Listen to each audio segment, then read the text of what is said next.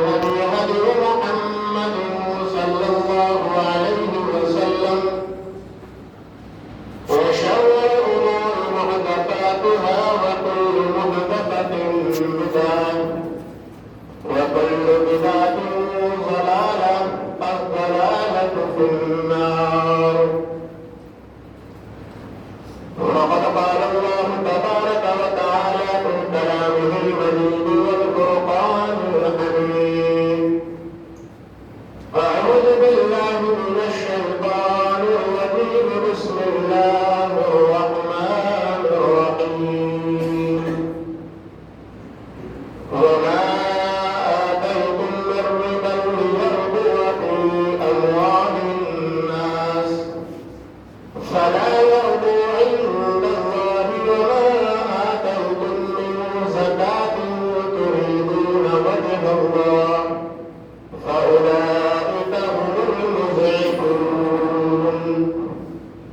وقال النبي صلى الله عليه وسلم: قال الله عز وجل: يا ابن آدم أنفق وانفق عليك، رب اشرح لي صدري ويسر لي أمري واحلل عقدة من لساني يفقهوا قولي، رب زدني علما، اللهم رب زدني علما. حاضرین کرام، پردہ نشین علماء اور بہنوں، خطبہ مصنوعہ کے بعد قرآن مقدس سے سورۃ الفاتح کی ایک آیت کریمہ تلاوت کی گئی. صحیح بخاری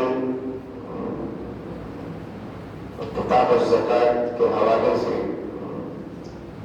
حدیث پاک کا ایک چھوٹا سا ٹکڑا اور حضرات کے سامنے پیش کیا گیا.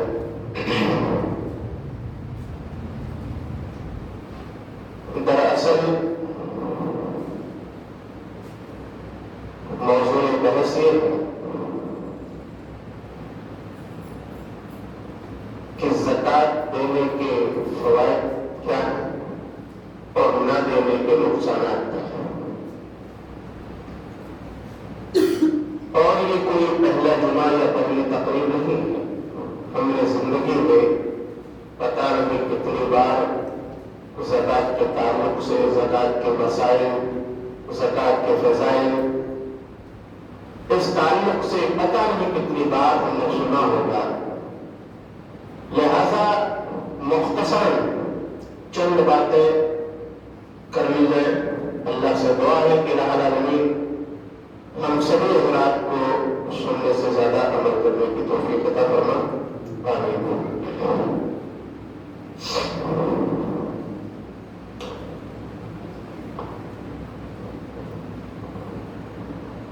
زکوٰۃ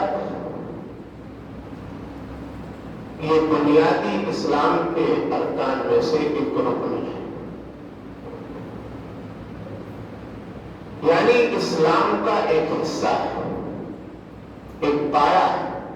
جیسے یہ پایا دکھ رہا ہے، اسی طریقے سے اسلام کا ایک ستون ہے، ایک پایا ہے. اگر اس پائے کو مضبوطی سے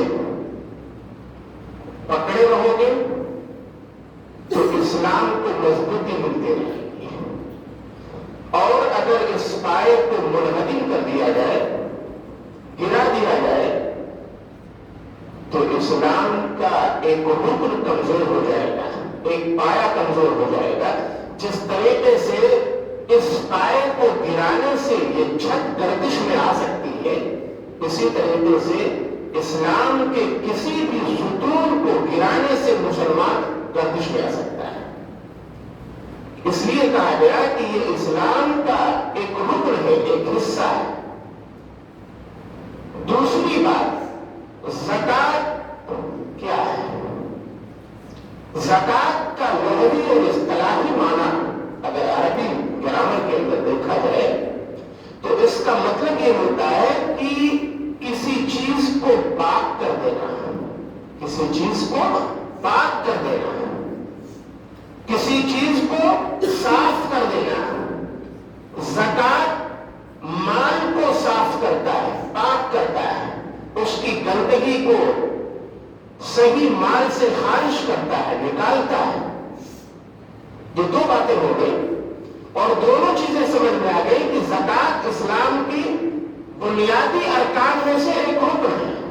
ज़कात का लुग़वी और इस्तिलाही माना यह है कि माल को पाक करना, माल को साफ करना। अब ज़कात निकालने से या ज़कात किन लोगों पर फर्ज है, ज़कात किन लोगों पर फर्ज है। अल्लाह के रसूल जनाब मोहम्मद रसूलुल्लाह सल्लल्लाहु अलैहि वसल्लम सही बुखारी की किताब ज़कात के अंदर एक रिवायत मौजूद है। अल्लाह के रसूल जनाब मोहम्मद रसूलुल्लाह सल्लल्लाहु अलैहि वसल्लम के पास दो शख्स आते हैं, दो शख्स आते हैं। एक तो फिक्र फाका की शिकायत लेकर के आता है, फिक्र फाका की शिकायत लेकर के आता है। अल्लाह के रसूल जनाब मोहम्मद रसूलुल्लाह सल्लल्लाहु अलैहि वसल्लम उसके लिए दुआ कर देते हैं। दूसरी चीज, एक दूसरी रिवायत के अंदर अल्लाह के रसूल जनाब मोहम्मद रसूलुल्लाह सल्लल्लाहु अलैहि वसल्लम इरशाद फरमाते हैं कि जब सदक़े की आयत नाज़िल हुई, ज़कात की आयत जब नाज़िल हुई, तो कुछ सहाबे किराम ऐसे थे जो अपने कंधों पर बोझ ला करके वो अपना गुजर बसर करते थे। अपने कंधों पर लकड़ी का बोझ या इसी तरीके से और के जो जराए थे रोजी हासिल करने के, वो लेकर के आते थे और वो अपना गुजर बसर करते थे। लेकिन जब सदक़े की आयत नाज़िल हो गई तो उन्होंने सोचा कि अब हमें इसी में से कुछ सदका भी देना है, कुछ सदका भी देना है। उसके बाद हज़रत अब्दुर्रहमान बिन औफ रज़ियल्लाहु तआला अन्हु आ गए। उन्होंने अपना बहुत सारा माल अल्लाह तबारक व तआला के रास्ते में खर्च कर दिया, रसूलुल्लाह सल्लल्लाहु अलैहि वसल्लम के सामने पेश कर दिया। उसके बाद एक अबू अकील नामी शख्स आया और उसने सिर्फ एक साथ रसूलुल्लाह सल्लल्लाहु अलैहि वसल्लम की खिदमत में पेश किया, यानी सिर्फ 2.5 किलो। अब लोगों में छू होने लगा, जैसे आज हिंदुस्तान के अंदर होता है। हिंदुस्तान के अंदर नुक्ताचीनी ज्यादा है, नुक्स निकालने का तरीका और अंदाज लोगों के अंदर ज्यादा है, खर्च करने का अंदाज नहीं है, तरीका नहीं है। लोगों के अंदर नुक्ताचीनी होने लगी। ये एक सा करने की क्या जरूरत है अल्लाह को? अब्दुर्रहमान बिन औफ ने इतना माल दिया है। अल्लाह तबारक व तआला ने कुरान करीम की आयत नज़ील कर दी, इरशाद फरमाया कि जो भी शख्स किसी मोमिन पर आयब लगाता है, किसी मोमिन पर आयब लगाता है, अल्लाह तबारक व तआला उसके अमल को ज़ाया कर देगा, उसके माल को हिलाक कर देगा। मालूम यह हुआ कि अगर कोई शख्स कम दे या ज्यादा दे, किसी इंसान के ताल्लुक से यह नहीं कहा जा सकता है कि ज्यादा देने वाला ये रियाकार है और कम देने वाला इतना माल अल्लाह के यहां क्या जरूरत है। क्योंकि ईमान और अकीदे का जो ताल्लुक है वो अल्लाह तबारक व तआला की जात से जुड़ा हुआ है। हमारे ईमान के अंदर क्या है,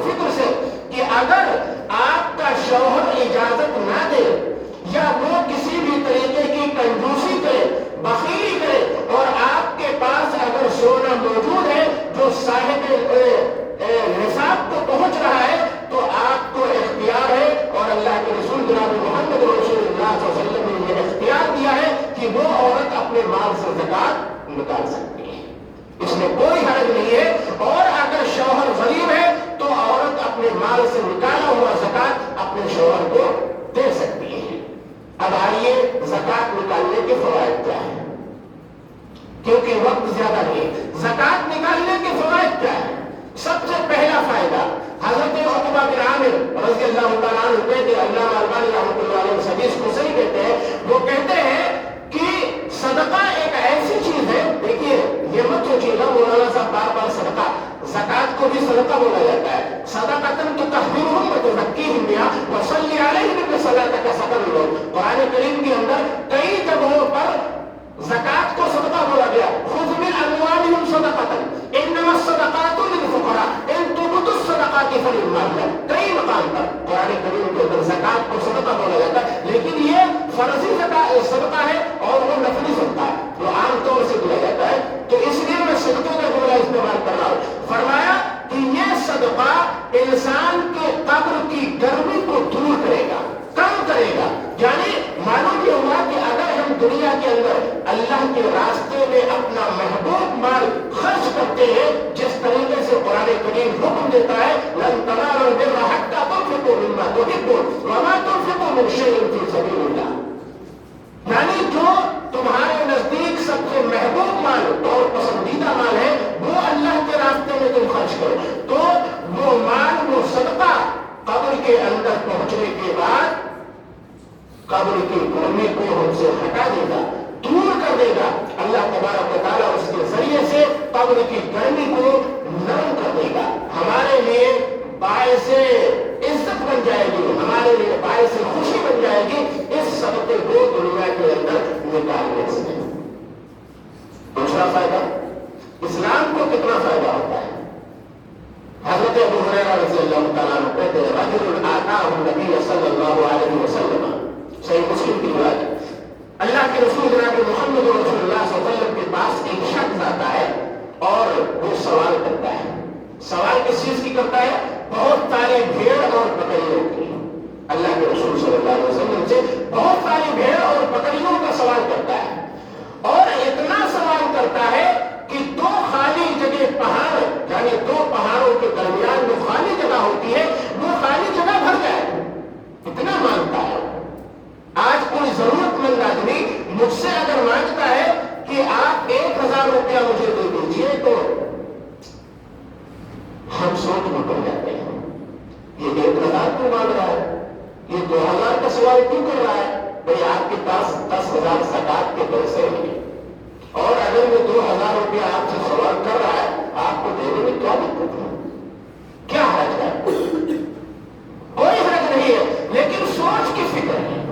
سوچ کی فکر یہ ہے کہ ہمیں 10 لوگوں میں دینا، جبکہ یہ قرآن اور حدیث کے بالکل خلاف ہے، سراسر خلاف ہے۔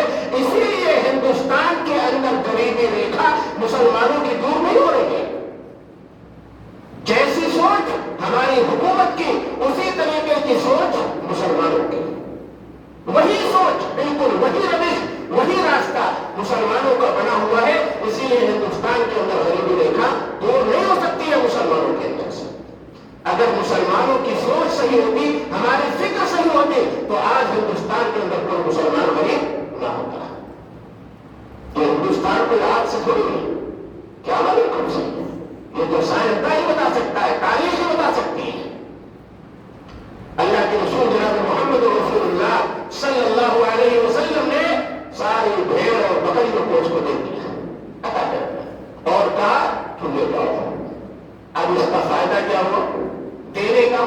ہم اور آپ سوچتے رہتے ہیں کہ نہ دے دے کہ نہ دے دے، کیا 2-4-10 ہزار کے مالک کیا بن گئے، اور وہ بھی آپ کا مال ہے نہیں، وہ تو اللہ کے راستے کا ہے، وہ آپ کا نہیں ہے، وہ آپ کے لیے حرام ہے، جیسے سود حرام ہے، بیاج حرام ہے، کسی کا چھینا ہوا مال حرام ہے، اسی طریقے سے زکات کا مال اس شخص کے لیے حرام ہے جو صاحب استطاعت ہے، جو صاحب نصاب ہے۔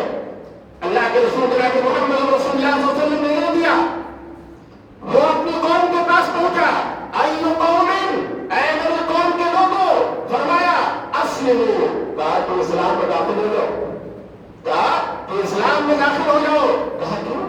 کہا کہ میں ایک ایسی شخصیت کے پاس گیا تھا جس کو لوگ رسول کہتے ہیں، جس کو لوگ پیغمبر کہتے ہیں، اور میں محمد رسول اللہ صلی اللہ علیہ وسلم کے پاس گیا تھا.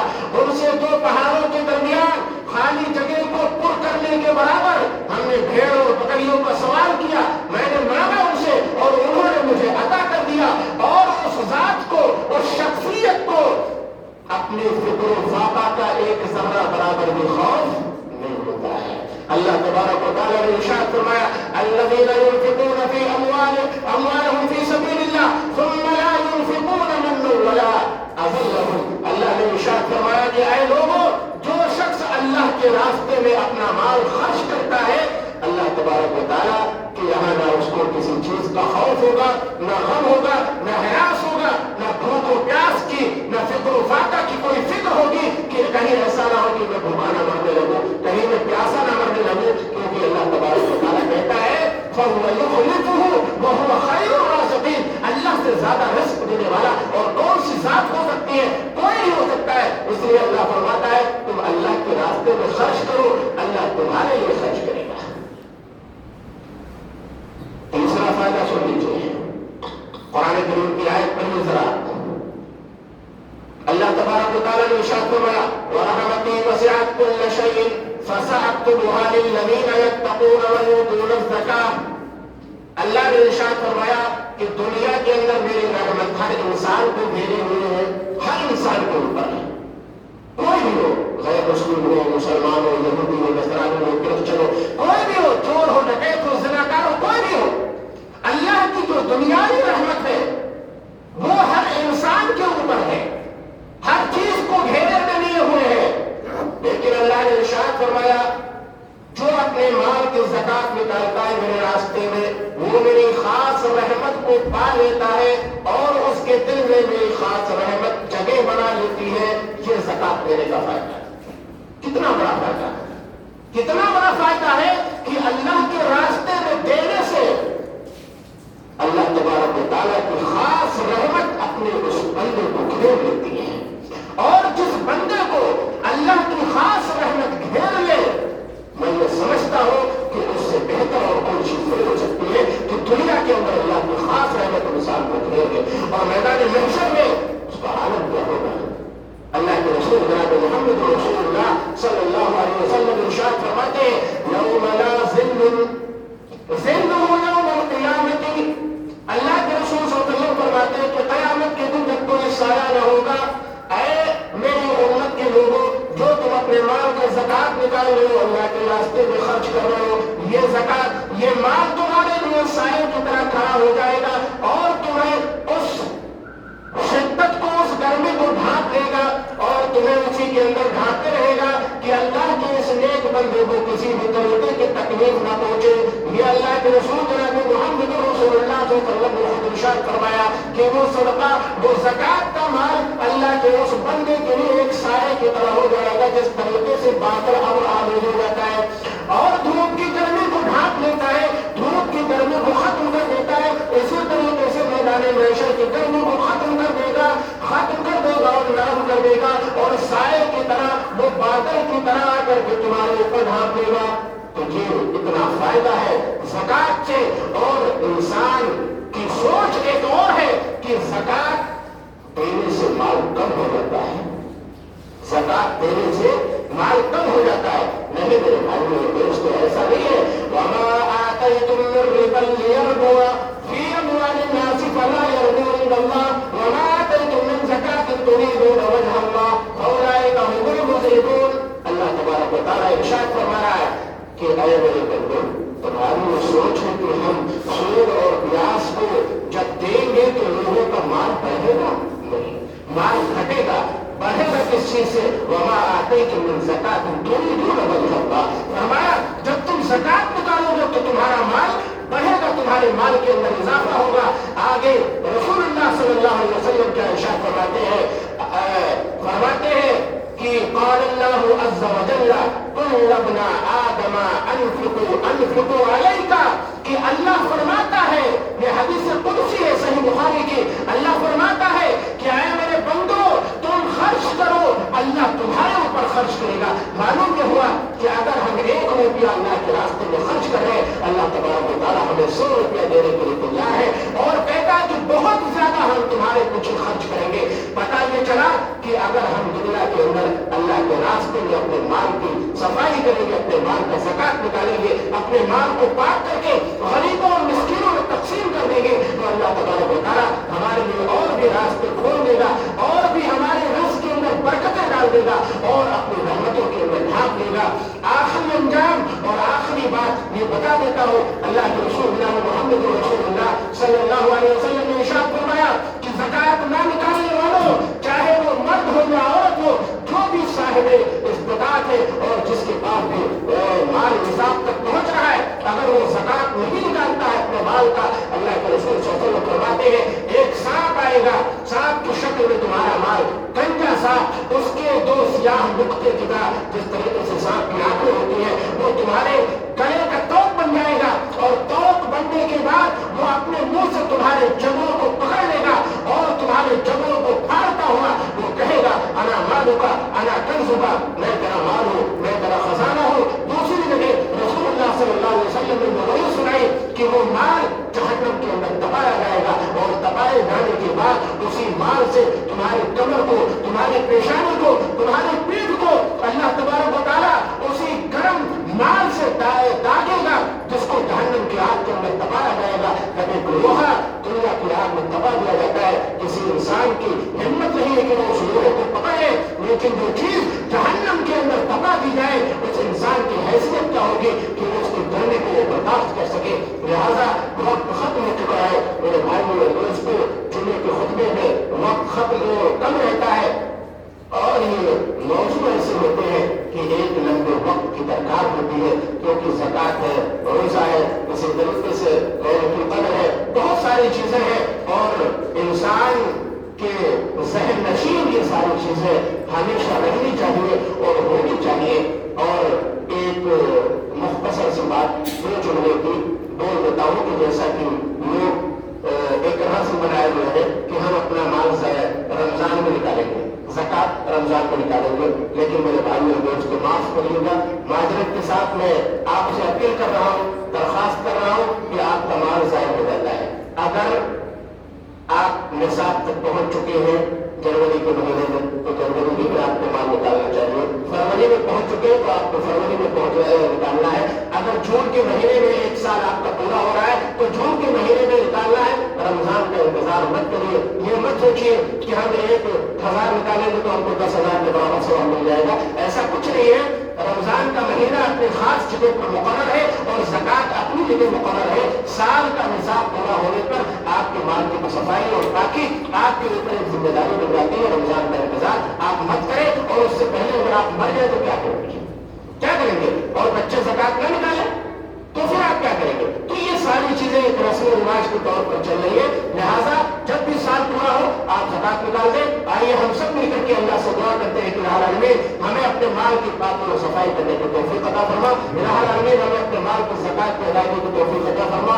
इलाहुल आलमीन उसके जो फवाइद है अल्लाह उन्हें हासिल करने की तौफीक अता फरमा, उन तक पहुंचने की तौफीक अता फरमा, और जो ना निकालने के नुकसानात है, जो अज़ाबात है, अल्लाह हमें उन अज़ाब से महफूज कर ले। इलाहुल आलमीन हम सभी भाइयों और बहनों को ऐसे अज़ाबात से बचने की तौफीक अता फरमा और अपने माल को ज्यादा से ज्यादा अपने पसंदीदा और महबूब माल को अल्लाह के रास्ते में उन लोगों पर खर्च करने की तौफीक अता फरमा जो इसके असल हकदार है और जो अपने मुंह से बोलते नहीं है, मांगते नहीं है, लेकिन वो जरूरतमंद है, वो हाजतमंद है, उनको जरूरत है, उन तक अपना माल आप खुद पहुंचाने की कोशिश करें। ये रसूलुल्लाह सल्लल्लाहु अलैहि वसल्लम की आदत और दुआ है। आमीन तक़ब्बल या रब्बल आलमीन व आखिरु दअवाना अल्हम्दुलिल्लाहि रब्बिल आलमीन।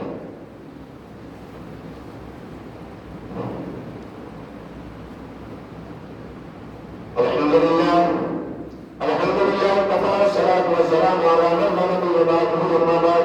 इन्न अल्लाह व मलाइकतहु युसल्लूना अलन नबिय्यि या अय्युहल्लज़ीना आमनू सल्लू अलैहि व सल्लिमू तस्लीमा। अल्लाहुम्मा सल्लि अला मुहम्मद व अला आलि मुहम्मद कमा सल्लैता अला इब्राहीम व अला आलि इब्राहीम इन्नका हमीदुम मजीद। अल्लाहुम्मा बारिक अला मुहम्मद व अला आलि मुहम्मद कमा बारकता अला इब्राहीम व अला आलि इब्राहीम इन्नका हमीदुम मजीद। الفحشاء والمنكر والبغي يعظكم لعلكم تذكرون ولذكر الله أكبر والله يعلم ما تصنعون. السلام عليكم ورحمة الله.